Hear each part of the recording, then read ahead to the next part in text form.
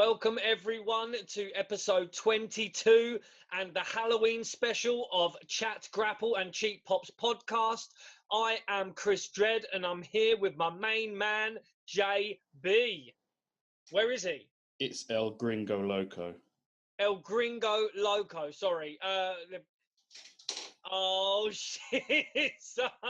Obviously, mandatory masks being worn everywhere around the world right now. So that is El Gringo Loco's mandatory mask. He's getting into the Halloween spirit. We are a bit late for our Halloween special, but we're still in the season. Sure, there's some basic bitches still drinking their pumpkin spice lattes right now. So we're good. Just drink a hot chocolate, man. Just drink a hot chocolate. Forget your pumpkin nonsense. Just be done with it. Shit, son. This is not an illusion. It is me, JB.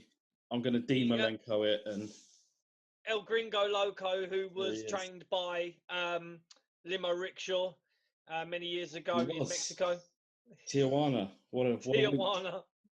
That's right, baby. That's right. Yeah. So here we are. Halloween special. In the UK, it is fireworks night. Remember the 5th of November. We're around that time. We're a little bit late, but there's still people popping off fireworks and shit. About 2 a.m. this morning. Some idiot was knocking off the fireworks. Yeah, shame on them. It's good, man. Good. Nice. It's good stuff.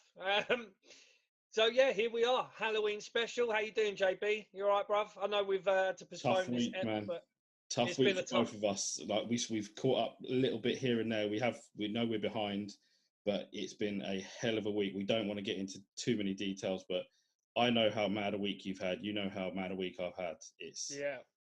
But still, we're here, bro. We're doing the shit, and we are repping the merch as well. Chat, Grapple and Cheap Pops podcast t-shirts. Again, before we start, let me say that the artwork was from our good friend Tyrant Tales at Tyrant Tales on Instagram. Follow him, check him out, look at the cartoons, they are hilarious. And of course the t-shirts were printed by treeoflifeframing.com. Boop, boop, boop. Yeah, thank you very much to Tree of Life as usual. Again, they will frame you so good you'll believe you were Kevin Sullivan. But that's right. Shit. Too easy. There's been a load of shoot interviews with Kevin Sullivan talking about a load of shit. I think it was Hannibal's ones this week. He's done a few with Kev recently. I haven't managed to catch up with him, but I'm sure I'm sure he doesn't give anything away. Yeah, of course not. But yeah, here we are, bro. Here we are. We've got some news first. We're gonna go over a few bits. Yeah, it's episode 22. There is a bit of news to catch up on. We did miss bits and pieces. Obviously, the world is in a state of crazy right now. The 50 States of Mayhem match that took place on Tuesday was eventually won after about 3 days by Joe Biden for the US title. Yeah, Beijing Biden, as we call it. Yeah, 50 States of Mayhem US title match. It's almost like WCW booked it. It's almost. Joe Biden defeated Donald Trump in what maybe some would call controversial circumstances. I'm staying well clear of it. One word of caution to the world that is celebrating this like it's the greatest thing ever. Be careful what you wish for. As with any election. That's right. I'm sure people were thinking that, in our latest elections in the UK, be careful what you wish for because, now you have it. That's right.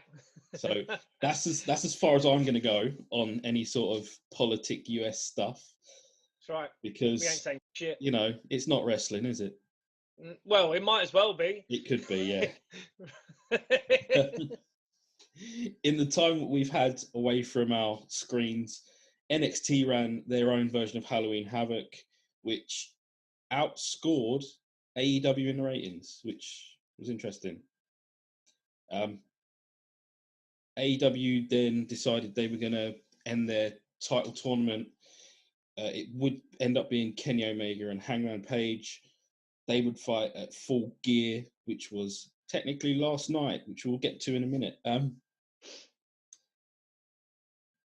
I will stop for a second, and we will take a moment to say rest in peace, Tracy Smothers.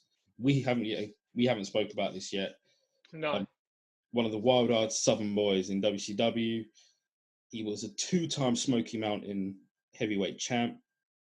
He was Freddie Joe Floyd in the WWF.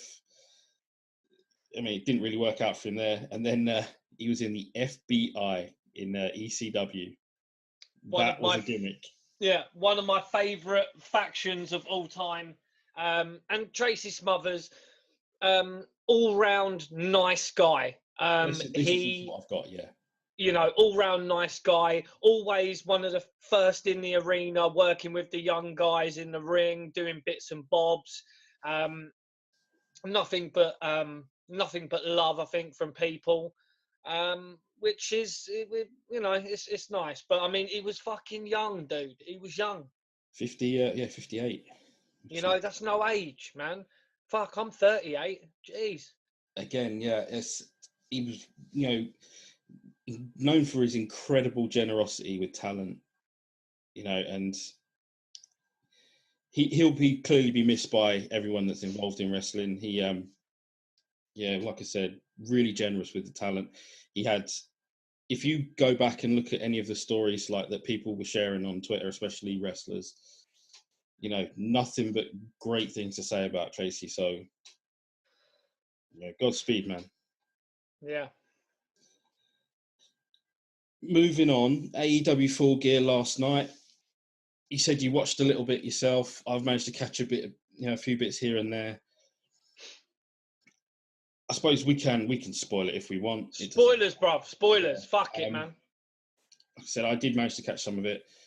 Matt Hardy and Sammy Guevara did the cinematic deletion match, which had a few surprises, to say the least. Gangrel, Chris's favourite wrestler, made an appearance by the, could it be the swamp or the reincarnation river? I don't know what they call it. Anyway, yeah, it could be anything in there. Moxley retained. No, I'm not surprised. Fucking snooze fest, fam. It was always going to be a brawl, you know. Kingston. Like I said, we just spoke about this. Kingston, great on the mic, but in the ring, not so much.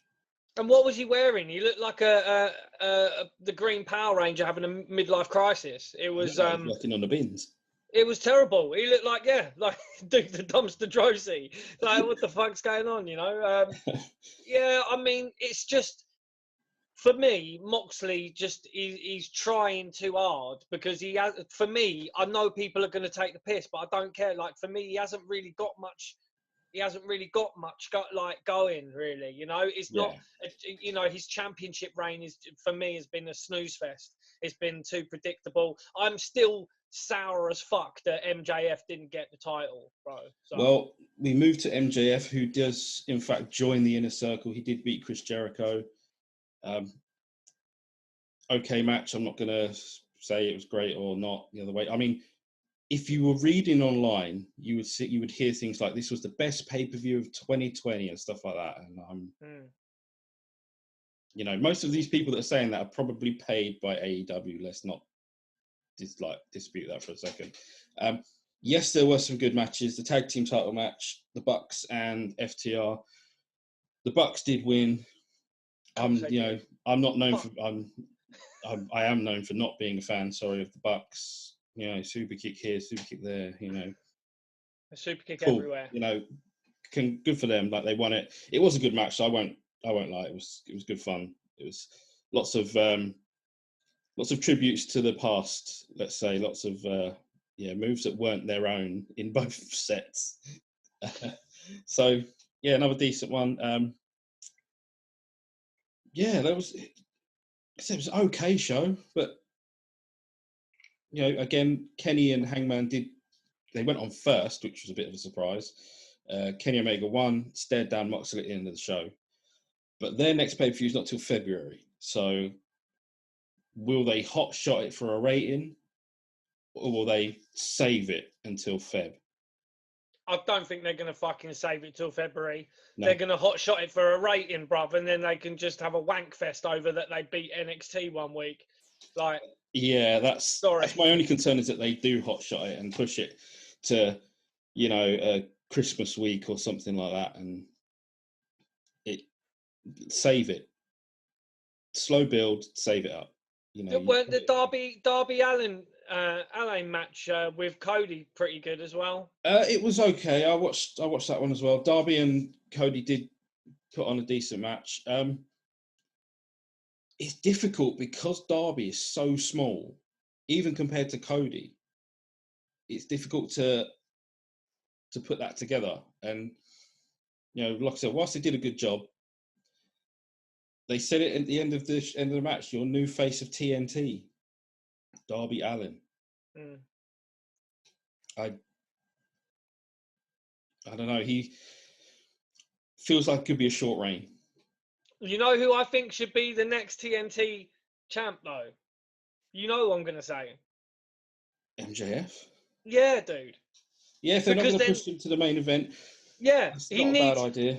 I think give him a strap, and let him be the arrogant prick that he is, and let him just say, look, I'm the one bringing the ratings in, I'm the one with the belt. Called him an arrogant prick on the air last night.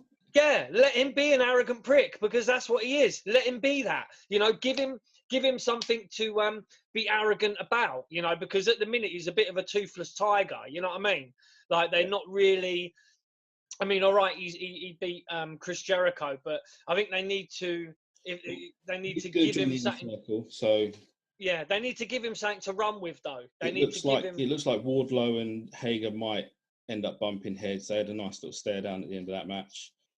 But I still think they wasted the whole MJF Wardlow thing with him just being like, a prick to people and Wardlow just battering people. They didn't let that run its course for long enough before they got Wardlow in the ring, I think. No, that's fair enough. They're blowing their wad too quickly with angles, is what I would say. That's my. I mean, popping a number. Yeah, I mean, that's it. They need to just take their time a little bit. They've got to pop. Like with both companies, they've got to pop a number to keep the advertisers happy, and that's fine. But it's the fans that suffer, I guess. Yeah, I mean, it's always the way, isn't it? It is. You've got to feed the monkey, man. Yeah, that's it. You've got to pay the bills. That's right. For those that are new to this and haven't already seen us, which feels like we get a similar sort of viewing every week. Those that do watch us every week, we thank you, and you know where to find us: YouTube and all the other podcast sites in the world. It feels like. That's right. Yeah, we are on everything, man. Podbean, Spotify, Deezer, Castbox, iHeartRadio, Google Podcasts, Apple Podcasts, Amazon Podcasts, Listen Note, Stitcher. We're on all of them, bro. Every single podcast platform available on YouTube /Chat Grapple and Cheap Pops podcast. Jordan's hitting up the Twitter and the Instagram like a boss. Yeah, man, fucking at Chat Grapple Pops. Have a little chat with us on Twitter. Yeah, man, we're doing it. We're doing the thing. And we do thank everybody for watching as well, because fuck me, we're enjoying what we do, but it's nice to get a nice regular fat number every week because we are in a very diluted pool of what we would call wrestling podcast, videocast. There's so many of them out there, and we just really appreciate all the views and the love that we get. And as it's another sort of theme based here with Halloween, it is WCW Halloween Havoc 1998, October 25th, which is not quite Halloween, from the MGM Grand Garden Arena in Las Vegas. It's an arena I have been to before. It is very nice. It's a very it's in the middle of a bloody hotel. It's plush as hell. This one, number-wise, 10,663. Yeah. I can imagine that a few casino players got some free tickets. That usually happens when companies run Vegas. The buy rate is disputed. It's anywhere between 310,000 and 500,000. So if we were being generous and say 4. Yeah, I mean, we'll say 4. I mean, we, split the difference. Still a big number. It's a big number, man. And I mean, you look at the card, it's got, you know, a return match from 8 or so years, whatever, down the line of, you know, the Warrior and Hogan, and, you know, you've got Goldberg and DDP, you've got Bret the Hitman Hart, Stinger, Yeah, you know, you've got the 3 top line matches were good sellers, but yeah, man, definitely, man, definitely. I mean, this is where WCW were famous for making their massive mistake, which, you know, I don't know whether it, like, you know, help the downfall, or, you know, it certainly started raising eyebrows. This was the show where WCW would attempt to make the show 3.5 hours instead of 3, but forgot to tell the pay-per-view companies. Yeah. This is hilarious. So when DDP and Goldberg, I think I've seen the point, I've seen it online once before, at the point where DDP and Goldberg lock up for the main event, the feed cuts. I mean, how pissed would you be if you've, especially, you know, you've stayed up, you're watching this pay-per-view, it's literally like comedy stuff, man. They lock up, you've had the intro, you've had the walk to the ring, you've had Buffer, you know what I mean? You sat through some shit beforehand as well. Yes, that's right. You're just biting into a pretzel and then it cuts. Boom, gone. Got down. People that paid for it were incensed, demanding refunds. WCW had an encore presentation lined up on the Tuesday night or the Wednesday night. This was to be after Nitro. So in their infinite wisdom, they decided to show the main event on Nitro for free. I mean, which pissed off those people that had bought the encore presentation. Oh, so the encore presentation would have, anyone who paid for the pay-per-view would have get to see it again, yeah? Yeah. And you could buy in again if you missed it on the night or whatever. So, yeah, I mean, that was a fuck up. And they showed it for free on Nitro. People were, you know, more crazy than they were before. And there was a lot of money going out there. A lot of refunds had to be made. A lot of, apologies. So, I mean, that's WCW's biggest mistake of the evening out of the way. One of their biggest triumphs is the set. Again. Yeah, the set is awesome. Dude, I want to know, okay, and anyone out there in internet land, anyone who's there on Twitter or whoever's listening, watching now, I need to know where that gargoyle and pumpkin blow up thing is right now. I need to know. Someone's got it, all right? Someone has it. A wrestler has it. One of the backstage people has it. I need it. WWE's lockup. Bro, I need it. I don't care who's got it, okay? I need to find out. Please put this on Twitter when we've got this episode. Chris needs to know where the pumpkin and gargoyle blow-up doodah is. Dude, it had smoke coming out of his nose, bro. I need it. It's the Halloween set of dreams. It really is. I need it. I don't care. I need it in my life. I've got to know where it is. Welcome to Halloween Havoc, where the booking will likely make no sense, but the set is awesome. Fuck yeah, dude. The sets are always awesome, man. For whether it's that's one thing you can't say about WCW, that Production they didn't put effort. And sets. Amazing. Yeah. Every time. Tony Schiavone, Bobby Heenan, Mike Tenay are your 3-man team tonight. No Dusty. That's a shame. We are treated, and I use that term loosely, to the Nitro Girls dancing. You missed a bit when Heenan puts the mask on and Schiavone turns around and he goes, boo, trick or treat. He's got this little, masquerade mask on. It's fucking great, man. This is not your standard pay-per-view start. We have the Nitro Girls dancing. That's the recurring theme for the night. And then Mean Gene opens up with Rick Steiner. It's not a match, it's an interview. And I don't know, it just didn't work for me. You get your first match on, you get the crowd pumped. You don't start with an interview. That's TV show, that is. Yeah, I mean they should have done this after the first match. Yeah. They should have really done it after the first match because in my opinion the first match was pretty good. Yeah. They do open with Rick Steiner with Mean Gene. It's going to be brother versus brother later on. He's going to teach his brother Scott a lesson. And here comes Buff Bagwell, a newly turned babyface Buff Bagwell.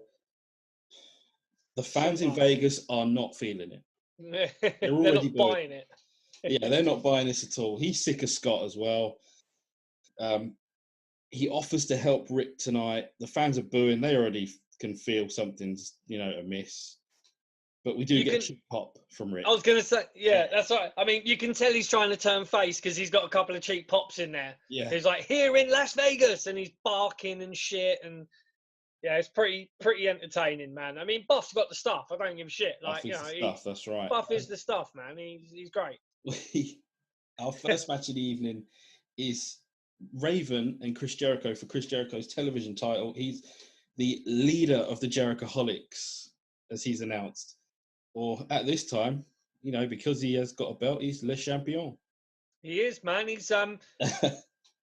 great as well. He's just oozing charisma. He is oozing arrogance. He's coming down to the ring, kissing and thank you. People are booing him and shit. It's great. Jerichoholic signs and stuff. It's This is peak. Blah blah blah. This is peak Jericho, bro. This is peak Jericho. Very much so. It's Jericho as a cocky, cocky prick. He's a cocky champion. Yeah, well, cocky right. prick. Yeah, we just spoke about that. Raven complains that his losing streak isn't his fault. Terrific booking. You put Raven on a losing streak. I don't know whose idea that was. Someone must not have liked him that well. We would later find out it was Eric Bischoff, but yeah. Chris Jericho then gets on the mic, gets his own cheap pop in about Vegas. Jerichoholics in Las Vegas, That's right. And he baits Raven into taking the match because Raven said he had no notice on the match. He wasn't, going to take part. And Jericho decides to bait him into it. And so it's a good start. Yes, it's quite good.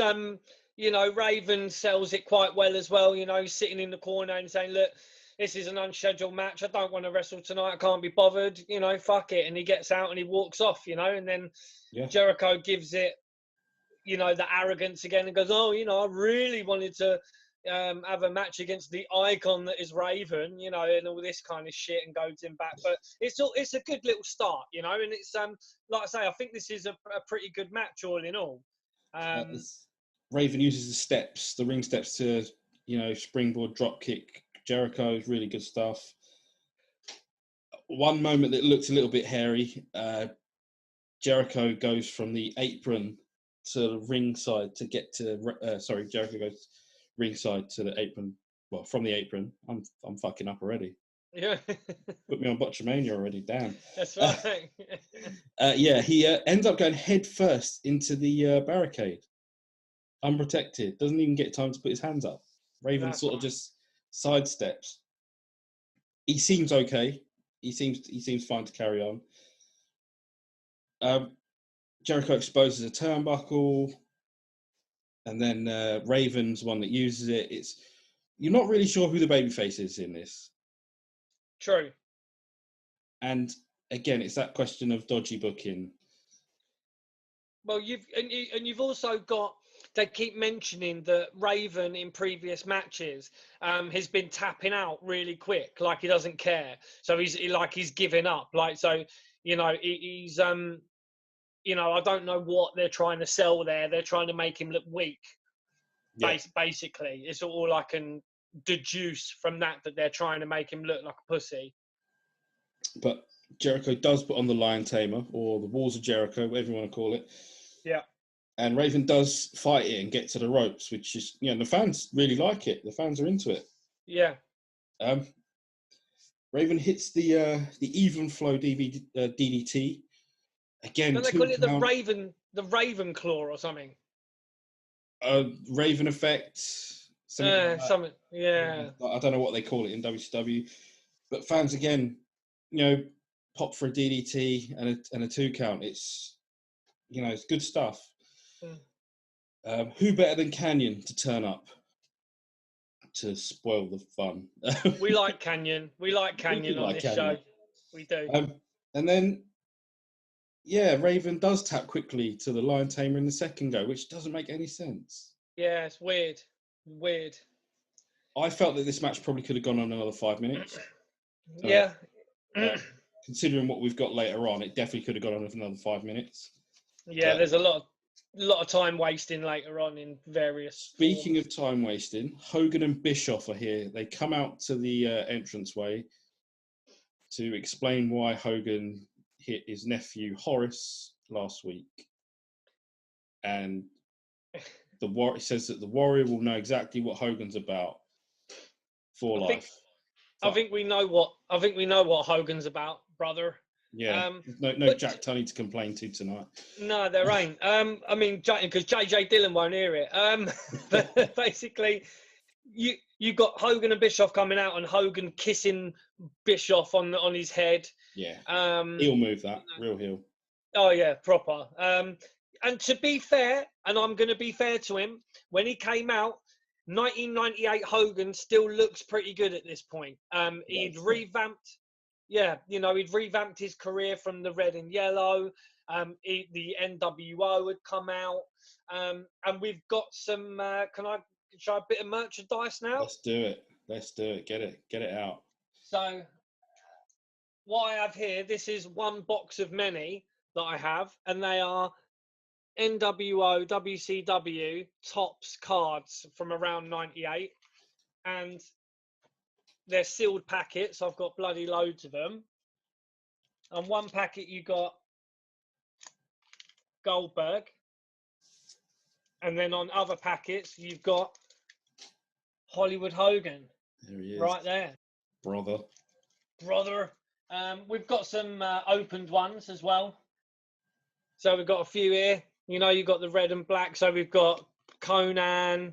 We've got Kaz Hayashi, we've got Giant. We've got the man, the legend that is Rick Rude.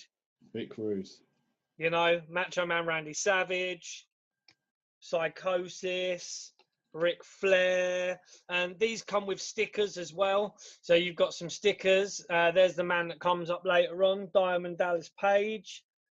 So these cards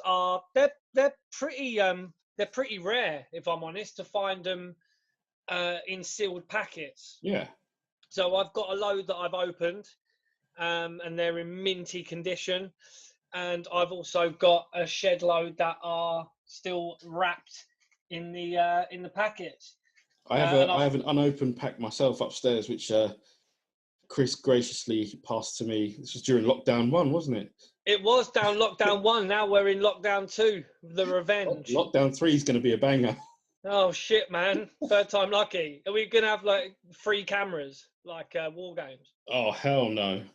Don't do this to me. This was an extra camera free show.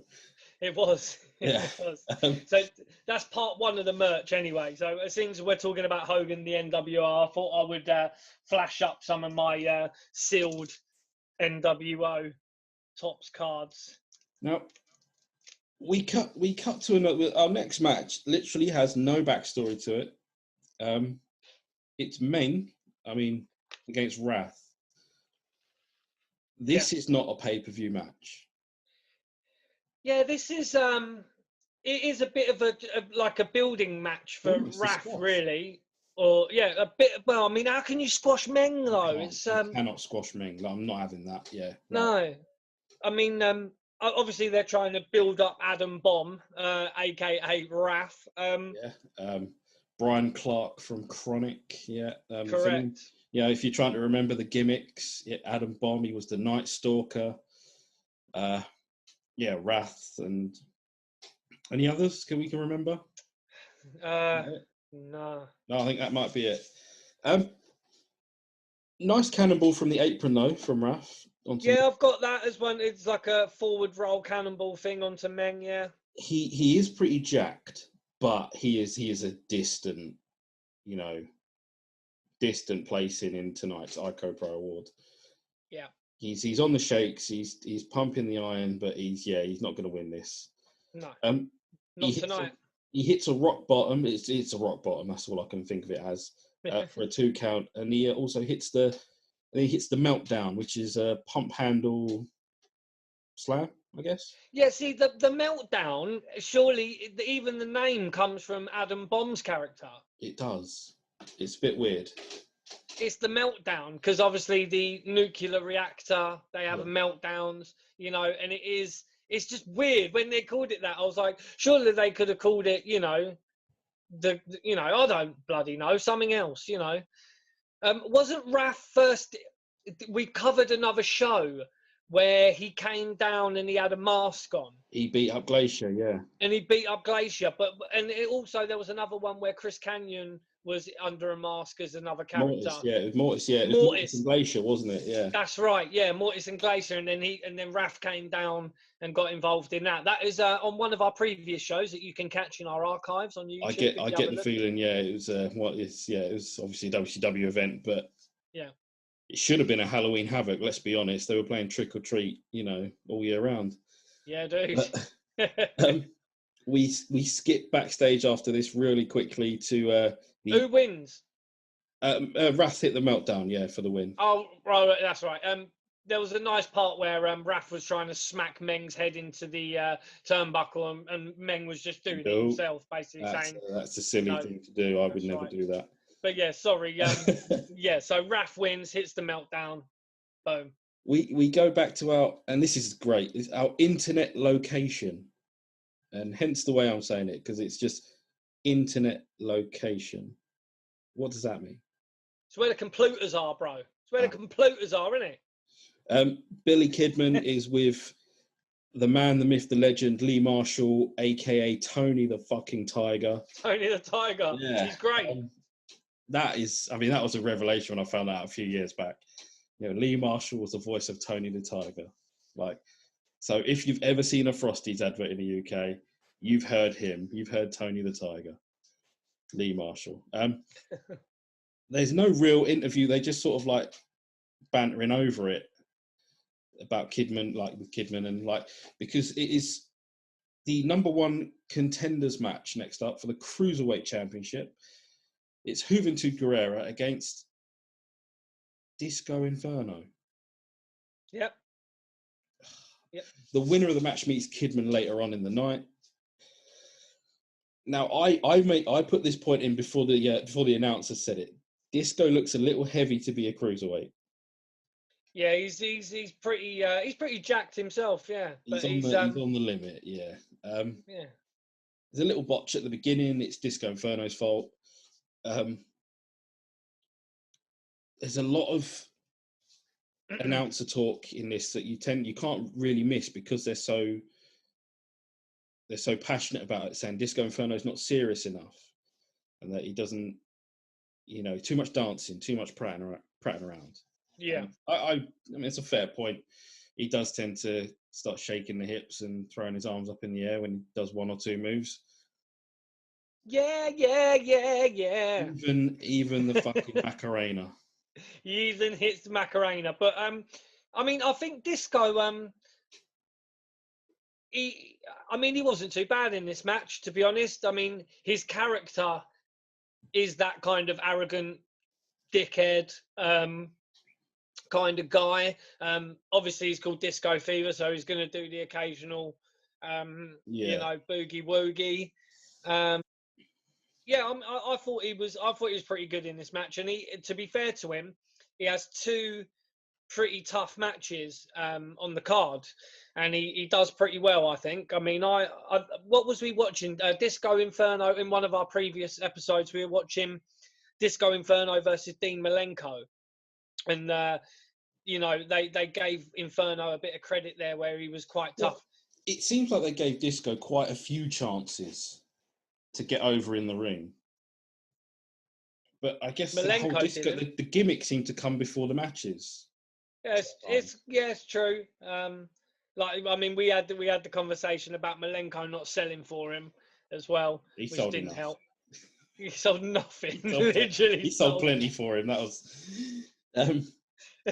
again. It's the thing with serious wrestlers. Getting in the ring with a disco dancing guy. It's like They didn't want to give him no. That's probably it. They probably didn't want to give him anything. Yeah. Hoovy gives him plenty though in this. Yeah, I like Hoovy as well. There was a funny spot. Disco gets Hoovy in for the. I guess it would be for our later viewers, a Cesaro spin, where he spins around. He only does 3 rotations, and then puts him down because he's dizzy. I thought that was funny and hokey at the same time. You know, it was good. I like the spot. Spins, and all of a sudden he's wobbling, and it's like, oh come on, man! Like, and then he falls and lands on Hoovy's. He falls in his dizzy state and lands on poor old Hoovy's giggleberries. Right. And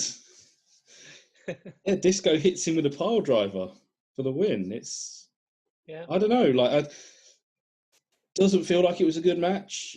For me, it just, again, I would have preferred to have seen Hoovy and Kidman, but I'm not sure many people would have argued with that. But I mean, you might have something else to say on it. No, I mean, like I say, Disco Inferno is someone who I love and I hate at the same time. Honestly, he's one. I think he was pretty good worker. You know, he could have. He could have done a bit more, and I think, I mean, what other gimmick could have Disco Inferno been that wouldn't have taken over his career so much? You know, I think maybe if he would have had a different kind of heelish character, maybe I could have seen him as like a model Rick Martel kind of guy. Do you know what I mean? Yeah, maybe a bit more of an arrogant kind of cocky heel in that sense, rather than the comedy aspect of it. I get that. He could have gotten a little bit more serious. A little bit more. You know, if you're chasing a championship, you know, the gimmick isn't always necessary. But I mean, but that's what happens when you have a specific kind of gimmick, especially with a name like Disco Inferno. You know, you can't really. I mean, he did later on become Hip Hop Inferno. You remember? And he would come. Yeah, I know. For people who aren't watching us right now, Jordan's got his head in his hands. If people remember Hip Hop Inferno, he would come down in basketball shorts and a basketball vest, and he became Hip Hop Inferno, which was, I mean, worse than Disco Inferno, to be fair. But he couldn't really. There's nothing you can really do once you're called Disco Inferno. There's nowhere to really fucking go. Where can you know? It's the Bee Gees or Shaka Khan. You know what I mean? It's where can you go? Yeah, Which is a shame, because I think with a different kind of gimmick that could have been switched up to be a bit more serious, I think he could have done well, because just a little bit. He didn't have to go super serious. He could still dance at the beginning. Yeah. He could still maybe chuck in a Macarena at the beginning as well. But yeah, don't keep going to the turnbuckle and shaking your hips and stuff like. Doesn't work. But we'll move. Yeah. But we'll give him. I'll give him credit. I do give him credit, because I mean, he wasn't a bad worker at all. He could work in the ring, definitely, 100%. Nitro Girls are back out. Yep. Quicker they're out, the better. Really, like, just, you know, they do their thing, move on. But they're talking. The commentary booth, on the other hand, seems to be a little too into it. So, like, sit down, Tony. Uncle Jerry had turned up. That's right, and then you've got Heenan going, "Will you guys shut up?" Well, yeah, it's almost it's sort of like Tony Schiavone and Mike Tenay are getting a bit too excited. That's right. Scott Steiner comes out. He does his catchphrase. That is not a Roy Walker segue. I know you're a big fan of Roy Walker. I've met Roy Walker, and you know what? I'm actually going to give the picture of myself and Roy Walker. For all our American fans, you will have no fucking idea who Roy Walker is. I don't even know if they even have catchphrase in the States. Let's be honest, Roy Walker was a legend of TV game show catchphrase in the UK in the 90s. I mean, what a host he was. Dude, when I was at university, right, he used to come to our uni and host things of a night. So, like, in Freshers Week, you'd have Roy Walker. That's where I met him. He'd just been at the uni watching rugby, and he was pissed off his nut. and he came into my shop when I was working in the shop, and I sold him a rain jacket for like 150 quid, and he was tipsy as shit. He was a Game show lovely man, bloke. innit? Oh, you know Yeah. what I mean? Yeah, he's got that Mr. Chips money. You know what I mean? But I'll post a picture. I'll give it to Jordan. He can post it up of me and Roy Walker, so our American fans can have a look and see who he is, and our British fans Check can out the have highlights on YouTube. I'm sure there's plenty. Yeah, man. He was almost condescending if someone gave a really stupid answer as well, which was always good. Great stuff. This is where our interview goes a little bit wild. Scott Steiner, who is not a tag team champion, offers Rick Steiner and Buff Bagwell a tag team title shot. Who were the champs at this point? They were in the NWO. It was Giant and Scott Hall. That's right. Giant and Scott Hall were tag team champions at the minute. And you know what's funny? Big Papa Pump, man, when he comes out and does his spiel, he says, I've got a freak on my right, a freak on my left, a freak on my right, and one in a box.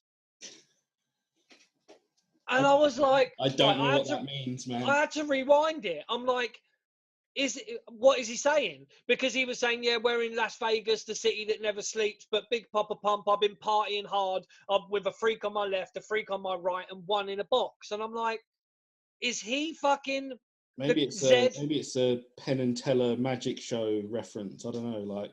No, maybe he's Zed from Pulp Fiction, and he's got like bring out the gimp. Like, what the gimp is sleeping? Where you gonna have to wake him up? Like, what? I'm sorry, I just didn't know what to make of it. He's got a freak in a box. Okay, we've gone from Roy Walker to bring out the gimp. It's like Big Papa Pump, you know. JJ Dillon confirms this tag team title offer, but also wants Scott to face Rick for 15 minutes if Rick and Buff win. Sweet Lord, that's a lot to comprehend. Next, I'm just going to skip to our next match because there's a bit behind it as well. It's Fit Finlay against Alex Wright, the other dancing man. Now, this was meant to be British Bulldog against Alex Wright. Right. But apparently, according to a few people who were there and maybe confirmed it, Davey was in no condition to perform. That's a shame. It is a shame. I mean, we hear stories of Davey Boy Smith that, I mean, even Cornette's got a story about when he turned up at a hotel and he couldn't speak, and he had to send him. There was no rooms at the hotel, and Corny managed to get him a room at another hotel or whatever. Yeah. And but he was literally incoherent, couldn't speak. He'd been on the somas or whatever. So it's a shame because Davey Boy Smith, I mean, in America as a character, in the UK, I still remember when I was a kid, dude, one of my most vivid and amazing memories was Davey Boy Smith, the British Bulldog, opening our local Blockbuster video, dude. No way. Yeah, dude, he came to fucking, at that time I was living in a town called Welwyn Garden City, if people know. WGC. So I was living in Welwyn Garden City, and he opened the local Blockbuster video store, and to see the British Bulldog in person, like, was just mind blowing. Yeah. Fuck, man, mind blown, dude. This was like at the height, like 90. We're talking like 92, like peak Bulldog, bro. And he was, it was braids, it was tassels, it was sequins. Fuck. And he opened up the Blockbuster. Yeah. Again, there's something that people won't probably know much about Blockbuster. I mean, that's something that sadly is not around anymore. Blockbuster Video, I guess. Blockbuster Video, and you could rent out and hire these like consoles. So you could hire a SNES or a Mega Drive or whatever, or an N64 for the weekend and a couple of games. And then I've actually got a Super Nintendo that is an ex-rental from Blockbuster Video in the carrier case and everything. Oh, jeez. Yeah, dude. That's something we need to put a picture up of as well. I think people would like to see that. So yes, Fit Finley, Alex Wright. It's meant to be Bulldog and Alex Wright, but I made a joke at the beginning here of my note saying the huge matches continue, and I was wrong, because this actually has a story base behind it. It does. And it's based behind Fit Finley breaking the leg of Alex Wright's dad, Steve. Now that's some long-term continuity. I'll give him that for a change. The fans chant boring, or I'm sorry, I use the term fans.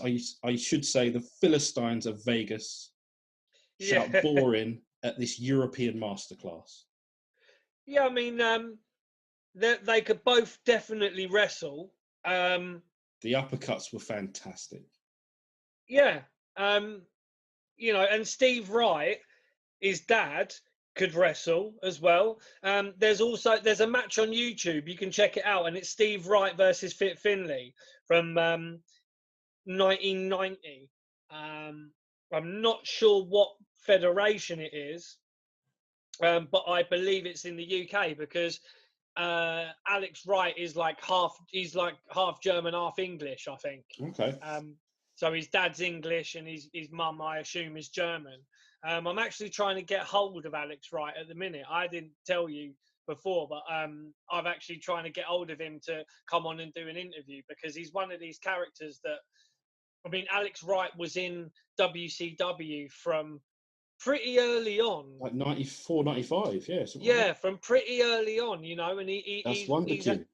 Yeah, that's Wonder Kid, you know what I mean? And he came out to the Techno Rave Party, you know, and just the dancing. He would have seen a lot of shit as well. Yeah, dude, you know, and it's like, I'd really like to get hold of him for an interview, but I shouldn't have really said it on here, because someone's going to try and snatch our idea, but yeah, more than likely. yeah. Yeah, but there is that match, Steve Wright versus Fit Finley, on YouTube if you want to catch it. This is good. It's not long. Again, it's another short match. It's almost like a TV match, which bugs me for pay-per-views. Like, don't stick your TV matches on your pay-per-views. It just pisses fans off.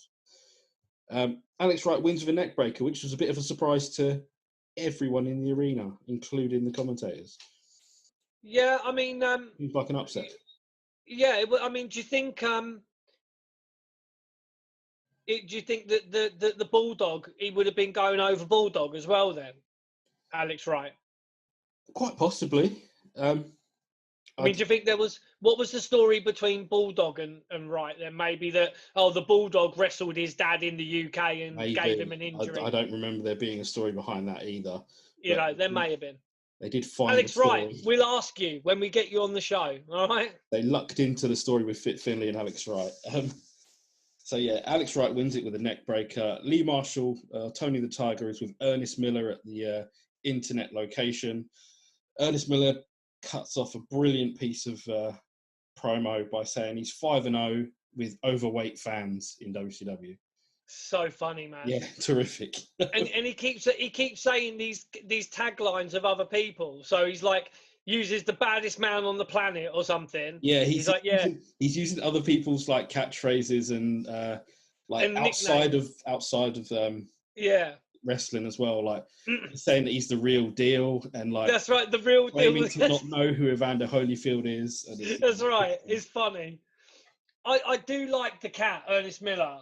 Great. I really do. He's great. He's great on the mic, and I still remember when he kept saying, "Oh, James Brown's going to be here. James Brown's going to be here," and he was saying it for weeks and weeks and weeks, and everyone was just like, "Yeah, whatever," you know. And then literally 1 week, James Brown actually did turn up, didn't he? Yeah, and they never advertised it. Yeah, it was absolutely fucking crazy. And here we can see Ernest Miller's WCW card. He is the 3-time World Karate Champ. Also known as the Cat. Our next match is it's a squash. It's Lodi, formerly Lodi from the Flock. You know, the idiot. I did enjoy this signs. Yeah. He's taking on Saturn, who's got a slightly different look this week or this show. He's got his army hat, his Army Ranger hat on and stuff. Looking like Guile from fucking Street Fighter. Well, that's it. Yeah, it was. I think it was probably a little sneaky tribute. Lodi chases after someone that took his signs. This match is falling apart already when he's chasing after the person who nicked his signs. I thought it was great, man. I thought it was great. I have a question. Why is he on this pay-per-view? Again, it's another match that could have quite easily been on TV. It should have really been on TV if they were trying to build up Saturn. It's one of them squashes that, it should have just been on TV. But they could have squashed him on TV with a bigger audience, yeah. Yeah. It's pay-per-view squash. It's a Death Valley driver for the win. There's not much else to go on here, I'm afraid. I did like it when he was saying, no, don't come back. They need to stay here. Their signs are very important. Yeah, they were. I found it quite entertaining. But it was part of the match. You know who Lodi reminded me of a little bit with the chops? Go on. Lash LaRue. Remember Lash LaRue? Yeah, Lash LaRue was WCW in like 99, 2000. Yeah. I like Lash LaRue. They have a quick recap of Buff Bagwell sort of turning on Scott Steiner. When I watched it back, I remember it wasn't a full turn, was it? Let's be honest. He just sort of chased him off. The Nitro Girls back out dancing. Tony and Mike, have lost some fluids, I reckon. I don't know what to say. It's not a great. Times were different, shall we say? Yeah, man. I mean, this is 22 years ago. Like, this is a bit. I mean, fucking, how mad is it to say that 1998 was 22 years ago, though? Makes me feel old, man. I was 11. Yeah. But yeah, after the Nitro Girls, it is. Well, if you thought the booking was bad already, Disco Inferno's back. He is. For us, Disco second run of Disco. Yeah. Disco taking on our World Cruiserweight Champion. There it is. For those who can't see it, it is the Cruiserweight title, my Cruiserweight title, that I paid about £70 for way back when. He's talking 2006 or 5 or something. I'll take that off you one day. We'll have a match. I am no longer a cruiserweight. This is it's just for historical purposes. I remember coming to your house once years ago, and you showing me that. When, I'm talking like it's got to be over 10 years ago, bro. Yeah, a long time. Long time ago. When I come round to, I think you were living in a flat. Yeah, that was in the flat. Damn. How many years ago was that? You're looking at this is probably about 11, 12 years ago. Yeah. I remember coming round and seeing the belt, man. Shit. The title belt. Should have taken it from you then. Just give you a quick stunner or something in your front room. But let me move that to the side. He's one of my more prized possessions in wrestling sort of history. That's not going anywhere. You pry it from my cold dead fingers, you son of a bitch. It is Disco and Kidman. This match is better than the one Disco's involved in earlier. I like this match a lot. Kidman seems to be carrying a lot of the load, doing what he can to get this match over.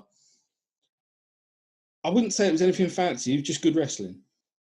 Yeah, 100% agree. Good wrestling. And it does show that Inferno can work. And like you say, Kidman, I mean, I do rate Kidman. I think there was a show where he had maybe 3 matches on the card. I don't know if we covered that event where he had 3 bloody matches, and one of them was against Hogan. It was like a retirement match against fucking Hogan. It's crazy, yeah. And Kidman, yeah, it's a good match. I really I thought it was pretty good. There was one great part in it that actually made me laugh as well, where Disco Inferno is beating Kidman. He's kicking him in the corner, and then he gets in his face and he goes, "Kidman, turn the music down. yes, mom, like that. Yeah, It's just it was a bit weird. It was just great. Kidman is rocking jean shorts. Now, this is 1998. This is a good, like, 4 or 5 years before the man that nobody can see, John Cena, ever put the jean shorts on. Who wore them better? Well, Raven was also wearing them as well. Yeah, Ravens were always pretty tatty, though. I mean, I'm talking about a nice, neat pair of jean shorts. These were Tommy Hilfiger. Yeah, they were Tommy Hilfiger ones. I actually clocked that because Kidman's worn them a few times. Yeah, I mean, obviously, John Cena had been hitting the Ico Pro a bit more than Kidman. Had he ever? And it's hard to say who wore them better because you can't see John Cena, so it'd be difficult Can't to, see him. you know. So, shall we say Kidman? Yeah, we're going with Kidman. There we go. Kidman, there's the spot where Kidman bounces. I think it's Disco goes into the corner, like face first, bounces back, and Kidman does that sort of rebound clothesline. Really good spot. Mm-hmm. He does. Disco hits the pile driver for a 2. It's much better than the first outing that Disco had, and I'll give them both credit. I'll say Disco pulled his weight in this one. He did, It's man. a He shooting did. star press for the win. Yeah.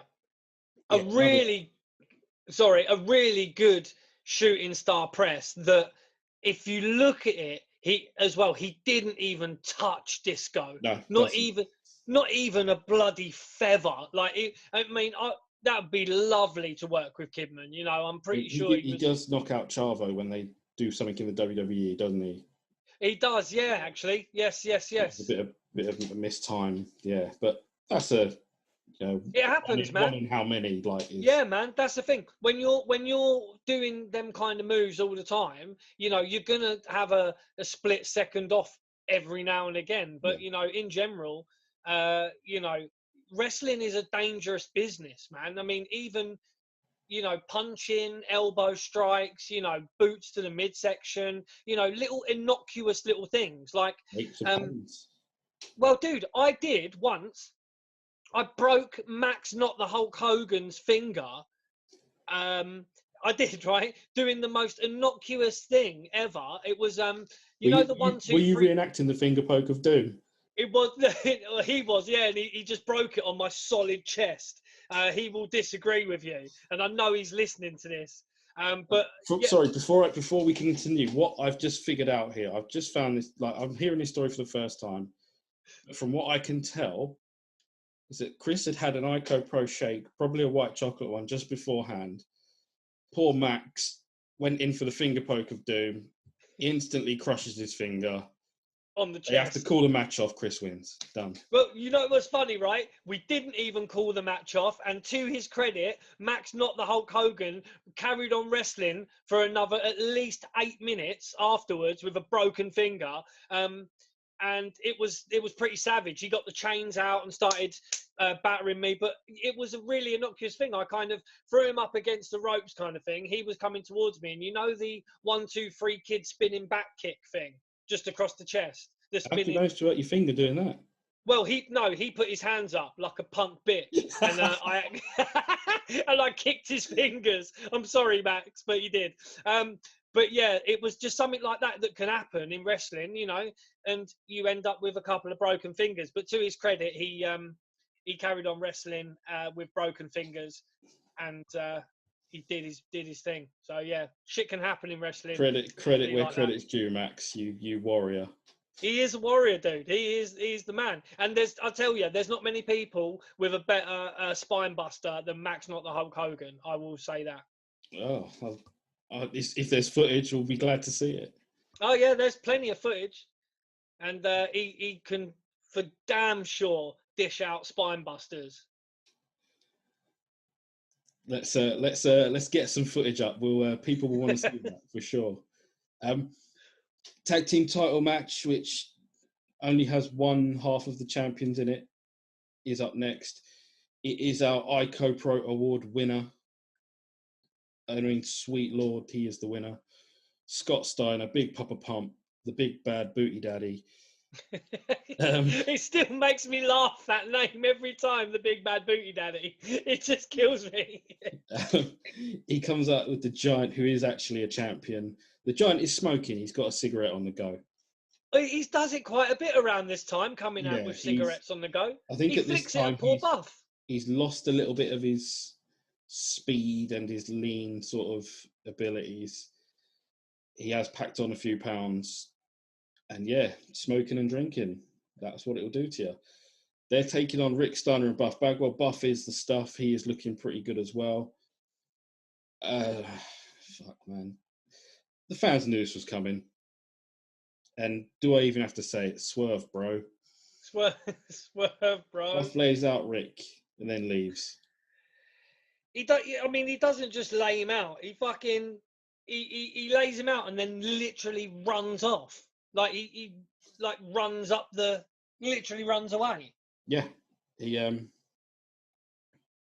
yeah, I don't know.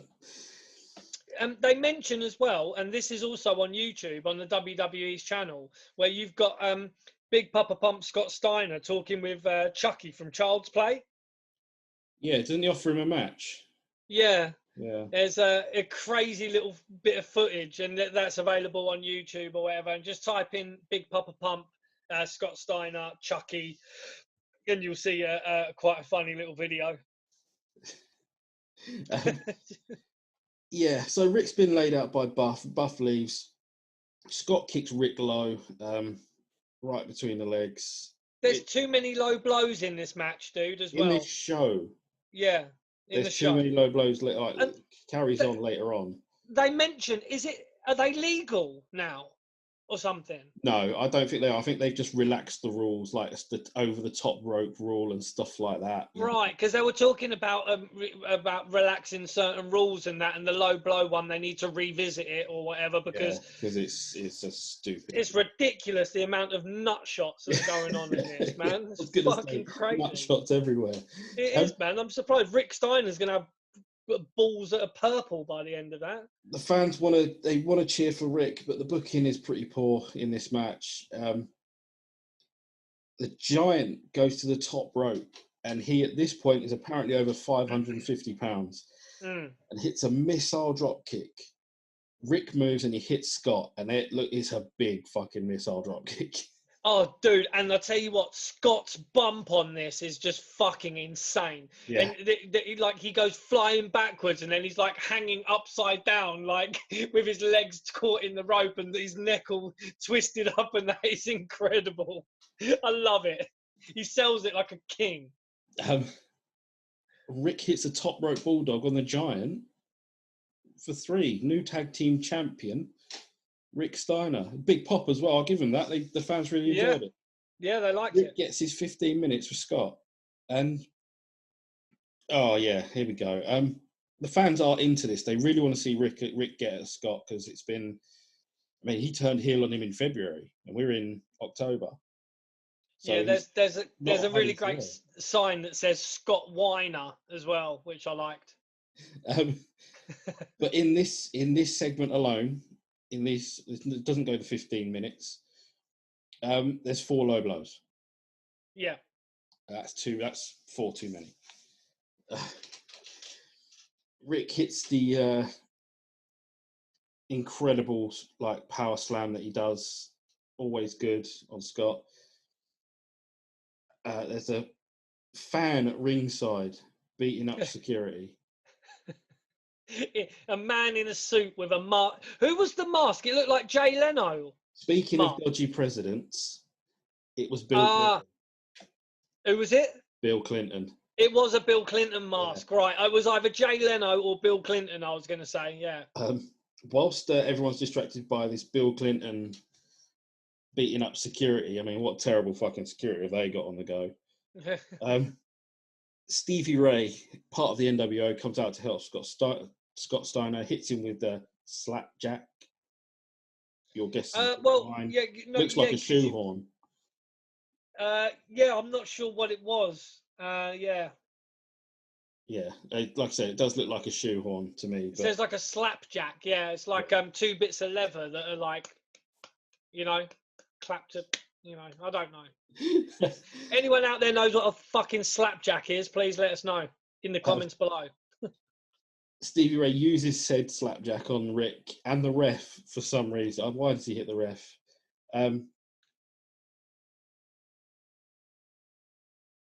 Buff Bagwell gets in. He gets the ref's arm and starts working the count for 3, but Rick kicks out, which I thought was quite funny. Yeah. He hits a bulldog on Scott, and a new referee comes in and counts to 3, and that's it. Like, I just for Rick to get his payoff on Scott, I mean, it's pretty shit. Like, oh, it's terrible. But because it weren't really a payoff. No, he didn't. It was. I mean, he walks off with a 3 count and purple nuts. All right, and the tag team titles, yeah, and the tag team titles. But who's his partner? Is it Buff Bagwell? I honestly can't remember who he picked. Yeah. We get a decent video promo on Hall and Nash. Yeah, very good. The Outsiders. This is where things are a little bit bad for me. They're doing the Scott Hall's drunk gimmick. Yeah. And I've got here, knowing how much some of these guys in wrestling love to party, especially in this era, and maybe like some of those late 80s guys, was Vegas the best place for a pay-per-view? Well, for the wrestlers and the boys, probably fuck yeah, man. It's probably the best place, But yeah, it was a good video package, and they are selling this Scott Hall drunk gimmick. He talks about it in a Stone Cold podcast as well, about how they were going with this gimmick, and he wasn't 100% sold on it. But they went with it anyway, because, as he said as well, he said he would never drink before he went in the ring. You know what I mean? So he would never endanger the safety of anyone he was working with. But I mean, in this gimmick, I'm pretty sure there was a section where he vomited over people and that, weren't it? There was a bit where was in the video promo, yeah. Yeah, it was fucking over Bischoff and that. Pretty quick question. Yeah. Where does the Wolfpack theme rank for you? Oh, dude, it's well up there. Don't turn your back on the red flag. Absolute fire, that is. Yeah, mate. Absolutely. What a tune that is. That is, I mean, fair play to Jimmy Hart, who has a credit on that as well. Yep. He has a credit on pretty much all the WCW songs, but yeah, what a song that is. Scott Hall throws some drink into the face of Kevin Nash to get the advantage. He's playing drunk possum as he comes in. Yeah. So they're even saying, no, look, he's got a drink with him. We don't know what it is. They're assuming it's vodka or whatever, or gin or whatever, because it's like a clear thing. And I think they were selling it was alcohol, obviously, when he threw it in his face. Yeah, he does throw it in Nash's face. He beats him up, then gets on the mic and says, "Hey, yo." Nash is bleeding from the mouth after literally 1 minute. So something happened in that first skirmish. Yeah, it must have been an accidental hit, because it's he was bleeding quite a lot from his mouth. Not necessarily a blade job sort of position, but no, it wasn't. Yeah. Now, Nash bumping like I've never seen in my life. Good. That is, I mean, he was for punches no less. I've got down here, Scott Hall for me has got probably one of the best punches in the business ever. Yeah. Him and Bret Hart. For me, him and Bret Hart, there's no one that can really punch like these two. For sure, yeah. Nash, has a busted mouth. Not really sure where it happened. It happened pretty quickly. He starts mocking Hall's drinking whilst he's beating him up, which, I don't know. It's not great, is it? Nah. This match doesn't get going as well. Something that bothered me as well. This was a grudge match that just didn't really get going at all.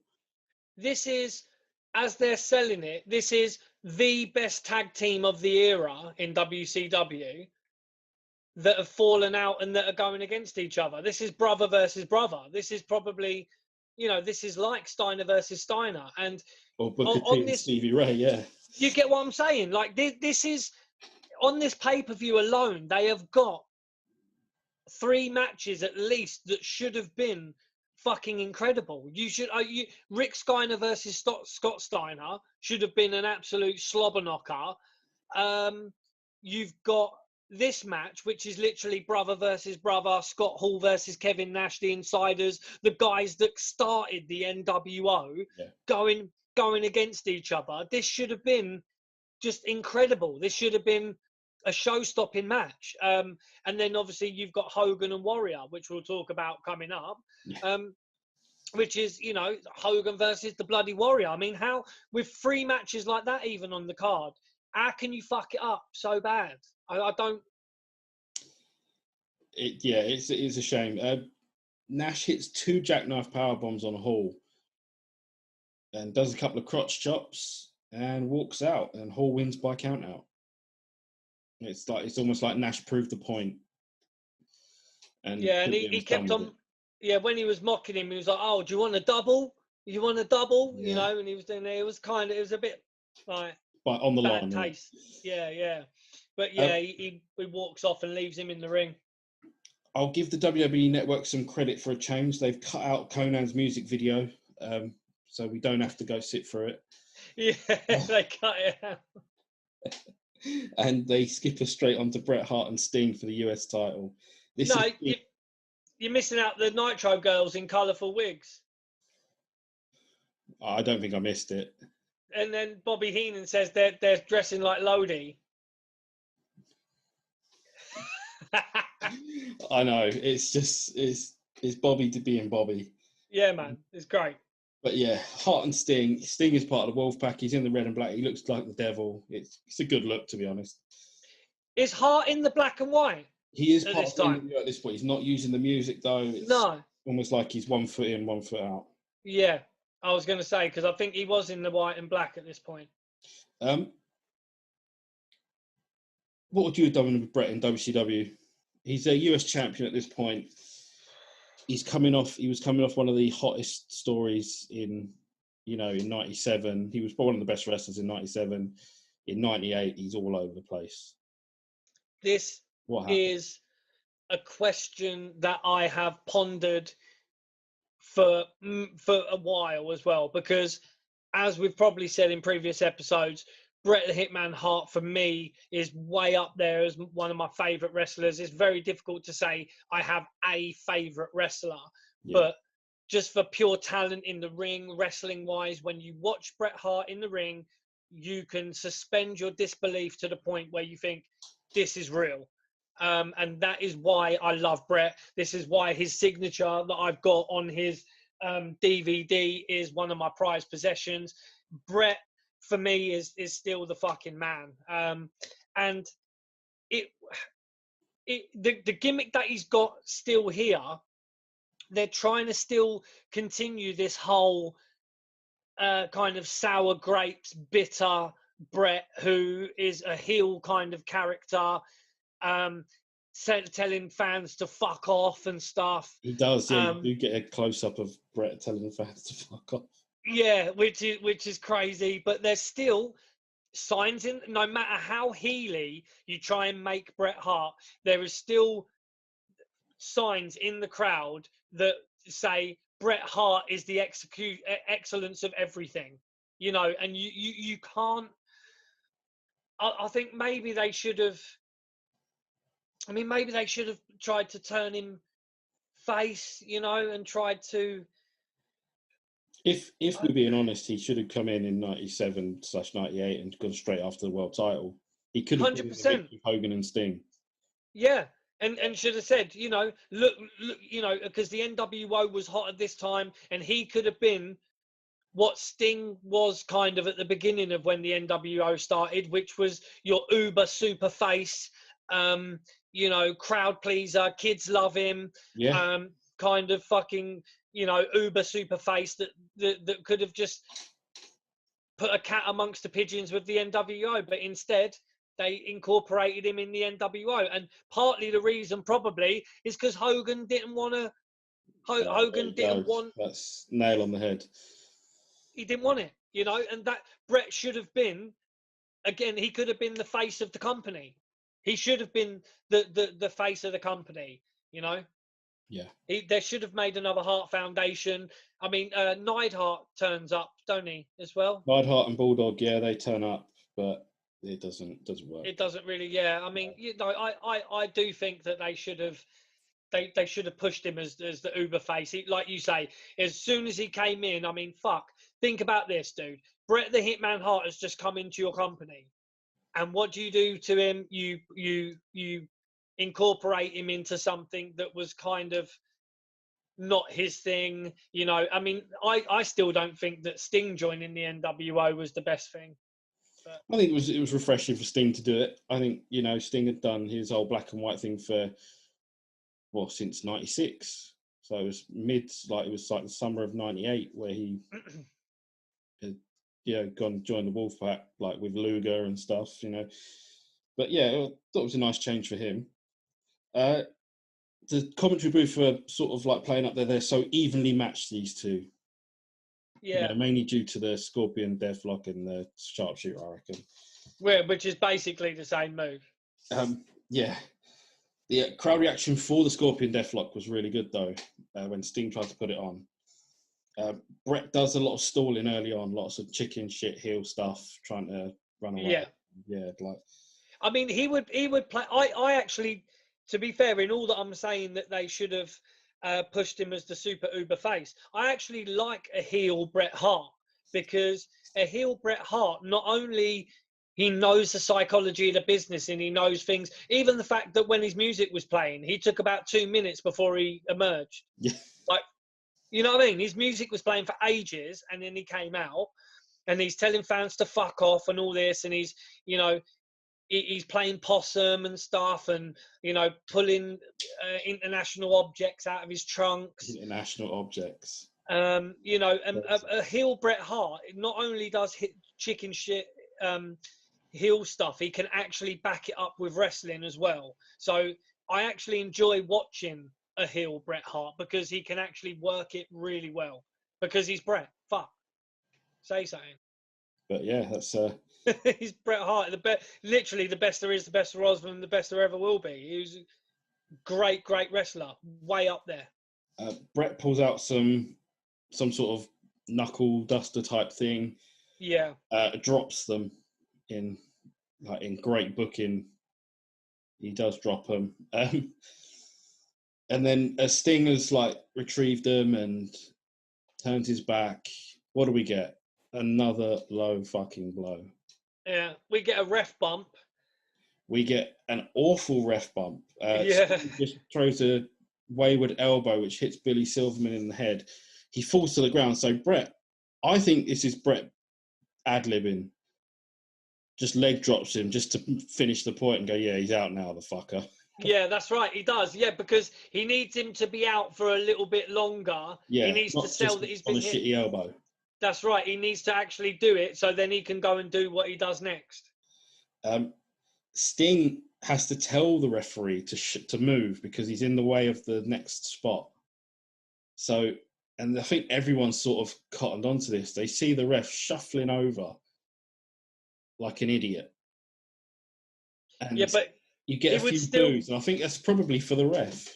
Yeah, and he would still remain in the way for another spot that's coming up. He would still land the superplex on the back of his legs.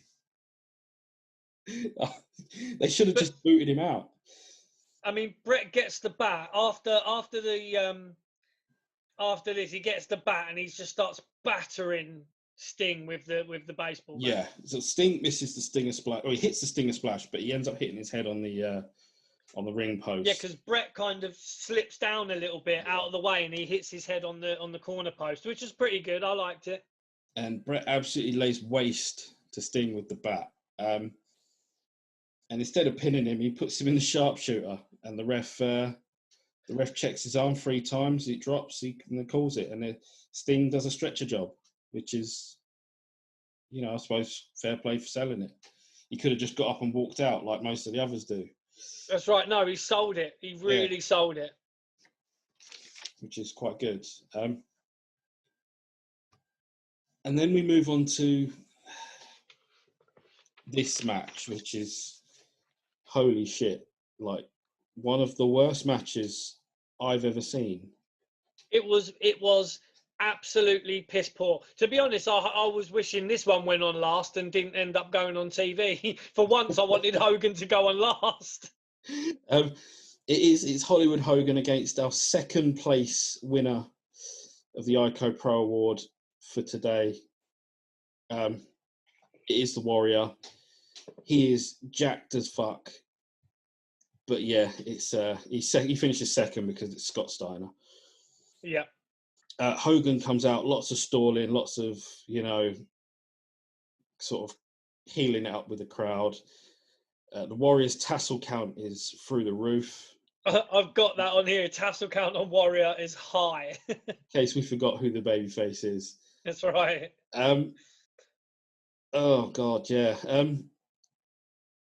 So many points. Many points. Yeah, I haven't got. They do the test of strength. It's they sort of repeat some of the stuff they did from 1990, which is fine. But, everyone chucks a bit of their first match into the rematch, but yeah, but it was just fucking boring, man. There's too many like arm ringers. Like you say, it was just played out shit, man. It could have, but the thing is, it just wasn't very good because they didn't really work well together. There was not really. I mean, I hate to say it, and people are going to say, "Oh, he could," but I mean, Hogan. There are matches of Hogan in Japan where he was actually wrestling. Yeah, of course. And I'm sure he had certain skills, but the Warrior wasn't great. So when you put two people that are not great together, you're not going to have a great match. And I think they sort of might have got lucky with that first one. I think so. But I think it was just the time. I think it was the time that it was what made the match. This is like fucking Randy the Ram and the Ayatollah in the Wrestler having their second. You know what I'm saying? Yeah. Like it just big rematch. Yeah, it just weren't. It just weren't the same. We get another ref bump. And Hogan knees the ref as well again. Yeah, he knees the ref, but this isn't like what we just spoke about with Brett doing it to sort of make sure the ref was out. This was just, I don't know, it was weird. It's Hogan being heel, and it wasn't. He was copying Brett. Yeah, it did no effect. Hogan calls for his pals. The Giant ends up kicking Hogan with a big boot by mistake. Yeah. He gets clotheslined out by the Warrior. I think a couple of other NWO guys come down. Vincent, maybe. Yeah, Vincent and Stevie Ray. Yeah. Hogan ends up using the weight belt that he has on Warrior. Here we go. This is a good bit. Warrior log rolls out of the way and ends up tripping Hogan over. What a spot. What an incredible spot that is. Because he rolls out of the way of two elbow drops and then rolls the opposite way. He comes back and Hogan, trips him up. Hogan goes over it. And it's pretty good. It's bad. It's so bad it's good. That's why. I mean, I've got here as well. I've also put it right in the beginning. I was just said boring, and then now it's just like this is a terrible match. Like pulling teeth. Yeah, it's terrible. It really is. I mean, can I ask you a question as well? Go for it. Right. Here we go.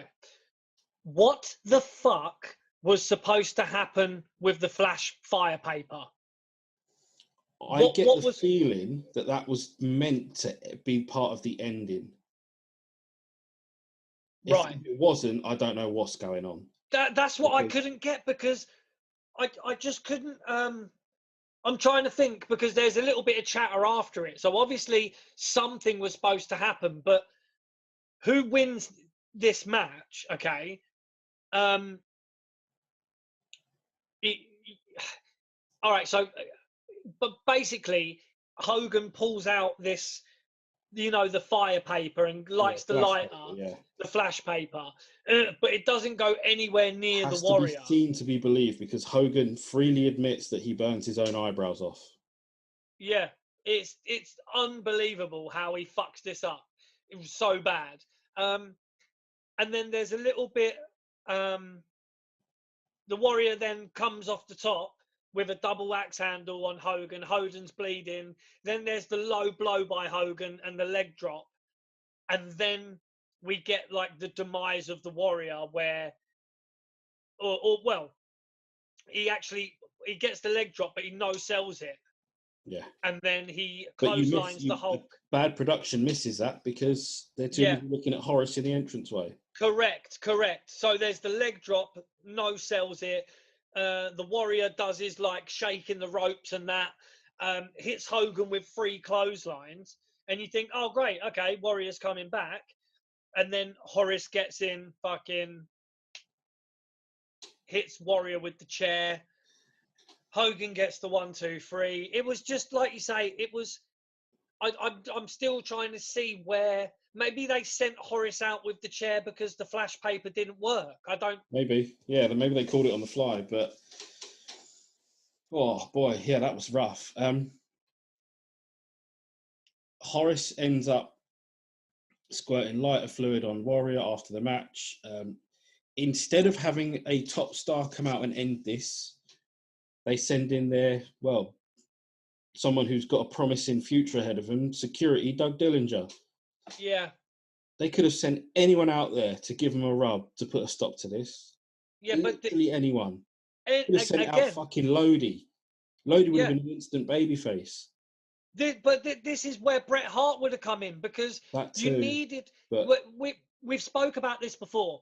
When you've got a heel faction, you need like a face faction. You need something to keep thwarting the other. You need that dynamic. So if Bret would have come in and been that super uber face like champion, you could have had your couple of baby faces come out. Yeah. And put a stop to it, and then even the Warrior and Bret Hart, then you could have a match against Hogan and fucking Horace or whatever. But you know what I'm saying? Like, instead, security Doug Dillinger is the man to stop everything. I'm surprised he didn't get a push after this. Yeah, it's WCW late 90s. Anything can happen, bro. Yeah, that's the thing. And yeah, let's put an end to that. That was hideous, because next up it should have been better. Event.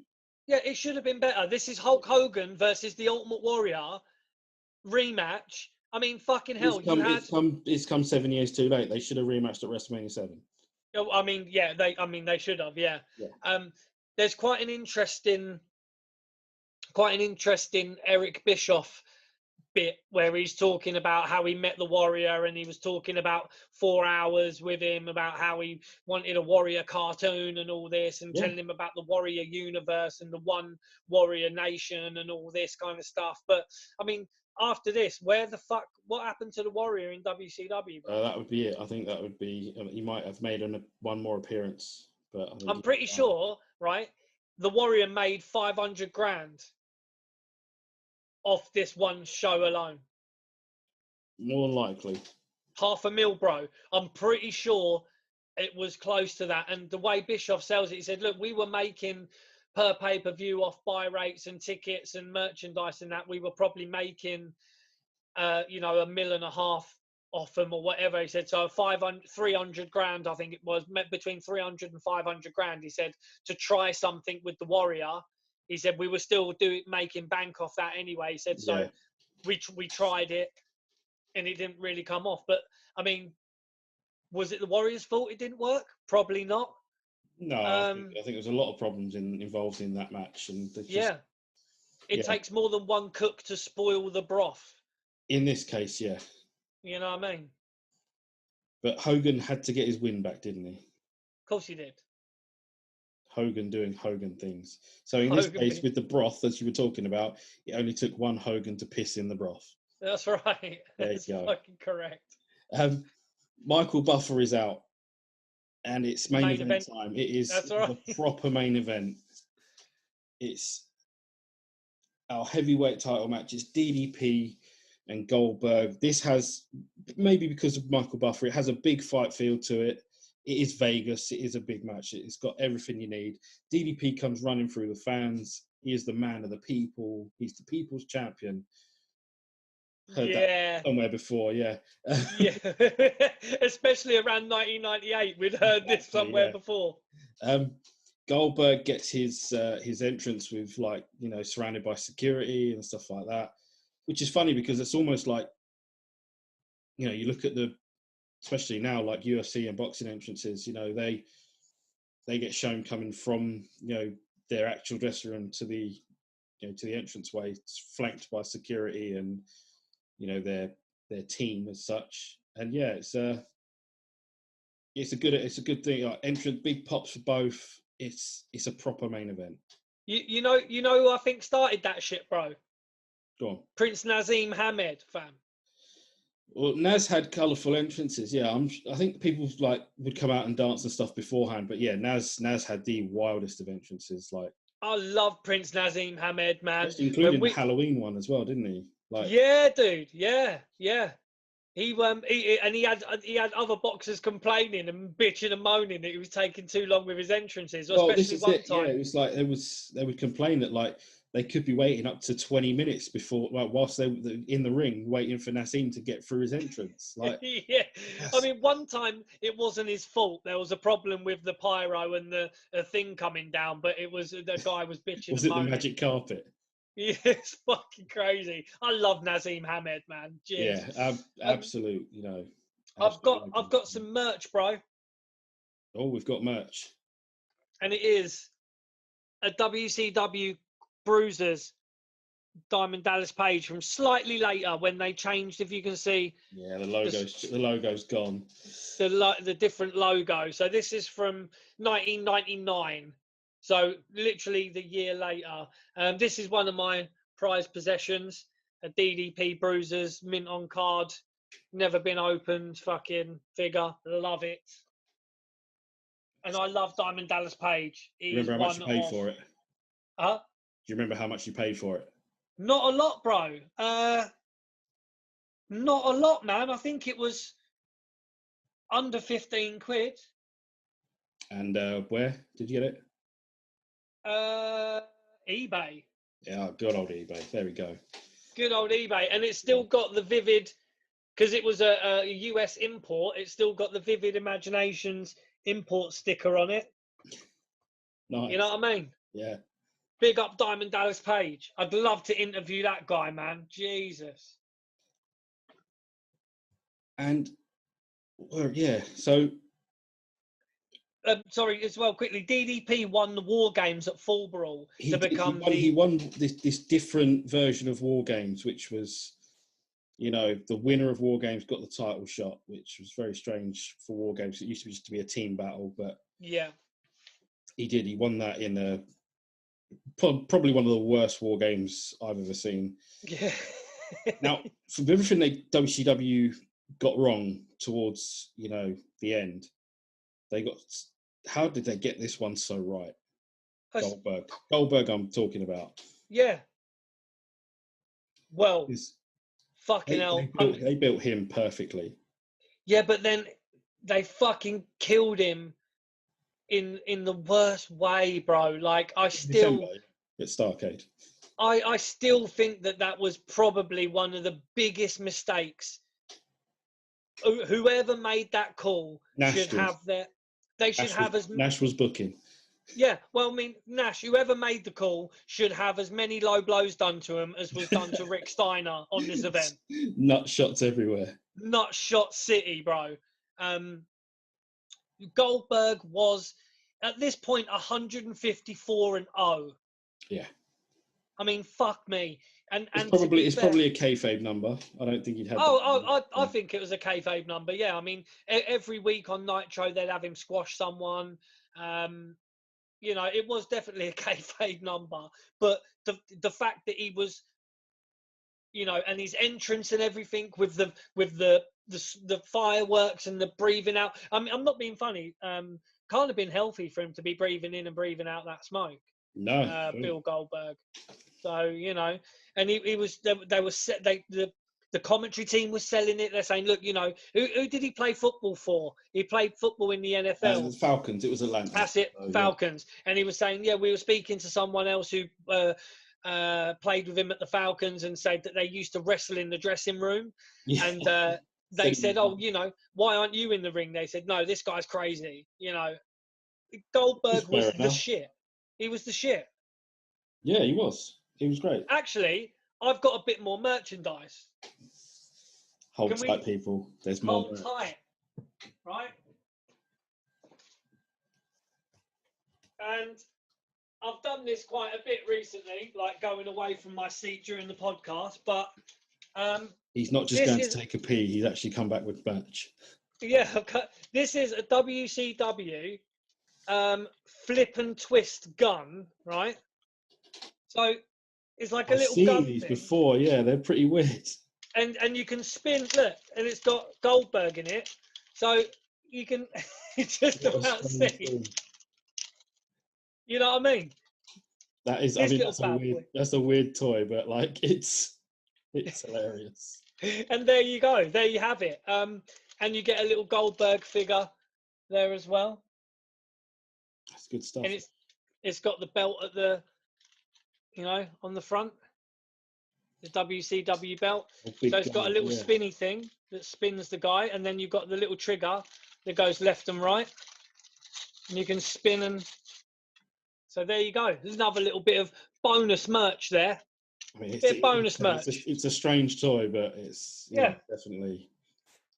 And then you got Goldberg, and he's look. Squeeze his legs and his arms. You know what I mean? He starts waving. I'm not sure what he's doing there. So there you go. This is just, we love it. Wrestle crap. Goldberg. All right. Enough. I could play with toys all day. They do play on the fact that Goldberg's stronger in this. He's brushing DDP off in all the lockups.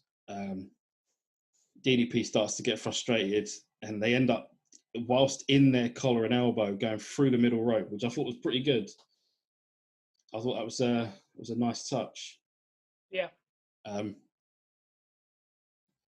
Goldberg does a backflip when DDP tries to sweep his legs.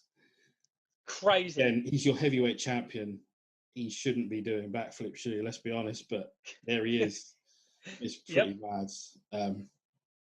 That's almost as crazy as Brock Lesnar doing a shooting star press at WrestleMania 19. It is almost as mad as that. That was another crazy one. But this match is so frantic. It's like DDP's. There's actually a story to the match. It's really well put out.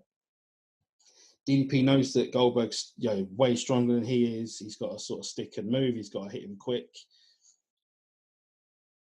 And they do it really well. It's not a long match. It's Goldberg and long matches didn't go together at all at this point in WCW. But yeah, I think this is probably my favourite match on the show. I would say so. I mean, I did like the Bret Hart Sting match. I thought was quite good as well, even though it might not have been the best match. But yeah, this was. I would also have to say. I mean, what would you say? Would you say this is Goldberg's probably his best match that he had up to this point, easily? If I'm thinking back, then probably, yeah. I mean, his match with Raven for the US title on Nitro was really good, but they used a lot of shortcuts. They used a lot of interference and weapons and stuff like that. So I would say this one's probably better than that. Yeah, as a straight match, like you say. And I would think that DDP worked quite closely with him for a while before this to make sure that probably laid this one out pretty 100%. Yeah. And like you say, the way it was worked was really good. I really loved the fact that he goes for the spear and he whacks his shoulder. Yeah. And he's selling that he's only got, because then you're still keeping your fact that the champion you can only really beat him if he's got an injury kind of thing. You know, it's Yeah, one of them. there's finally a vulnerability there, and Yes. even then he still powers through and spears him anyway. Yeah. And he spears him, and he spears him. There's a huge pop on the spear. This is where, I mean, these two are over like fuck. Oh, Like, proper, both of them. Yeah. he sells the shoulder after the spear, goes for the jackhammer. DDP spins out because the story is the diamond cutter can get hit from anywhere. He does hit that diamond cutter. It's my favorite part of the match, dude. When Again, after another the huge spear. pop. Oh, dude, it was phenomenal. And at this point, the crowd would have been happy to see DDP win, I think, at that point. So, yeah. The 11-year-old version of me remembers this very well, watching it on that Nitro episode. And yeah, I thought it was done. I thought he was finished. I was a big Goldberg fan as a child, you know. And like I said, I was into everything that Goldberg did, you know, back then. He was the man. And yeah, I genuinely thought it was done when he hit the diamond cutter, but it was a 2 count. DDP took a little too long to cover him. Yeah. DDP makes his biggest mistake next. He goes for a suplex, which gets reversed into a jackhammer. And it's 155-0 for Goldberg. That's right. DDP does really well here. You know, I would have preferred it if DDP had broke the streak at Starrcade. They could have rematched. It was good enough for a rematch. They didn't have to stick Nash in. Yep. But yep. Nash even said it in a promo, whether you like it or not, he's next. He goes, yeah, and he booked it himself. So, but this is why I still believe to this day you cannot have active wrestlers on your roster booking matches, bruv. You can't have it because they're always. But they got to be working first or second. Yeah, but they can't be in the main event pushing themselves for titles and killing fucking streaks and shit, bro. You can't have it. You know, there was a great sign as well. Just to add, there was a sign that said "Getting Oldberg," which I thought was fucking great. I mean, I can 100% concur with you that if anyone was going to break the streak after a match like this, it should have been DDP at Starrcade in the rematch. You know, and that would have been great. In the rematch, they can have their third one, you know, later on as well. It makes more sense for them to do it that way. Well, dude, at this point, WWE or WWF at this point were having the Stone Cold Rock feud. Yeah. Could have gone parallel, yeah. It could have gone parallel with DDP and Goldberg.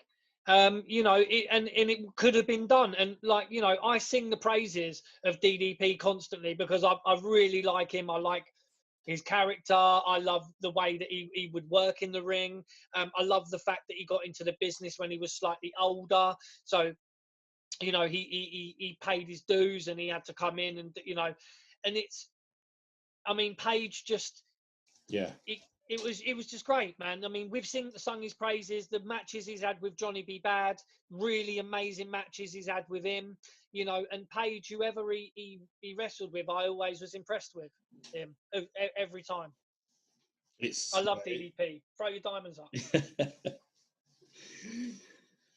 And that's our Halloween Havoc event, 1998, done and dusted. Another one in the books. It was ranging from excellent to terrible in matches. It was a roller coaster for sure. It was. I mean, again, there was so much going on. If you don't believe some of the stuff we're talking about, go and check it out. Especially that Hogan Warrior match. I can't recommend that enough. I can't. I'm sorry. I tried. I couldn't say it with a straight face. If you're going to check anything out, check out DDP and Goldberg. That is an incredible match to go back and watch. Yeah, I mean, watch the whole event if you can. You know, this is what we love doing. I mean, we talk about these events and we go through it and that, but really it's kind of like an accompaniment to then for people to go back and go, do you know what? Fuck it, I'm going to go back and watch this and kind of you know, see what's happening and just have their own take on it. And that's it. You know, if you think we're right, you know, tell us that we're right. If you think we're chatting shit, tell us we're chatting shit. I don't care. You know, Yeah, I'm fine with it. that's right. We love the interaction. We love the comments. We love chatting with people on Twitter, on Instagram, even Facebook. You know, I'm not a big Facebook guy, but you know, Chris, I know you like Facebook. Yeah, man, I'll respond to people if they come into the Chat Grapple and Cheap Pops group on Facebook. We need some more people added in there. And as well as that, you know, there's the YouTube comments. You know, we get a few YouTube comments here and there. They're always nice to see, and we like to respond to all of them. You know, that's definitely the bot comments of, you know, meeting God knows who, you know. Hot Mums 101 and all that. Yeah, we don't respond to them, but No.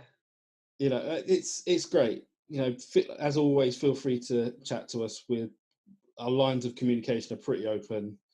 You know, we can be busy at times, but like I said, this is a delayed Halloween special, but it's a good Halloween special. Yeah, dude. You know, we're still keeping on, because sometimes life happens, and because we're not. This isn't like our full-time job, you know. We're not full-time YouTubers. We've got other stuff, you know, that we have to do. But we will keep on keeping on because we love it, and we are at the moment trying to contact various wrestlers that we would love to interview on here, because we're trying to push out some different type of content. Maybe sometimes you don't want to listen to a whole pay-per-view being broken down for an hour and a half or 2 hours or whatever. You might want to hear certain wrestlers that were on these pay-per-views talking about their lives, their careers, what they did then, what they're doing now. Yeah. And we're currently trying to contact a few people. It's extremely difficult to get hold of these interviews. Sometimes we wonder how some of these other guys get hold of so many wrestlers and get them to do interviews. It's crazy, man. But yeah, we're trying. We're trying to get hold of a few people. We're trying to get them to jump on. Which I think is what our next step is, isn't it, Jay? We're trying to. It would seem that way, yeah. We seem to, you know, we are chasing a few shadows at the minute, but yeah, and when we get one, we'll lock them down and hold them to talking to us for an hour and a half. Yeah, maybe not an hour and a half, but yeah, we're definitely looking to do that. And obviously, we're talking about doing some other more bite-sized stuff. So maybe we're going to take, you know, a match or a situation, you know, or, you know, for example, we could do an episode, a specific one on the Click, or a specific one on. For instance, we could have easily booked DDP and Goldberg's trilogy. Like that could have gone. Yeah. Yeah, we could have done that. We still might. You know, it could be fun. Yeah, man. But let me remind everyone that we are on Insta, Twitter, Facebook. You know, it is at Chat Grapple Pops for the Twitter and Instagram. You can't miss us there. Remember, if you like it, hit the like button. Do us all a favor. Do yourselves a favor. Do your families a favor. Hit the subscribe button. Do us a subscribe, man. Do us a subscribe. Hit the bell. It's free, man. Free. And in this time of furlough, you won't need to spend none of your money, man. Exactly. To listen to us is free. It's free. We ain't got no Patreon, no hidden content, nothing. Just click that subscribe. It is. We say no hidden content, but Chris is probably days away from starting his OnlyFans account. So. Yeah, dude. Where you can see me like fantasy booking matches with my figures. That's all you'll get on my OnlyFans. You ain't gonna get no no dick pics or nothing like that. It will literally be just me like fantasy booking DDP and Goldberg with figures.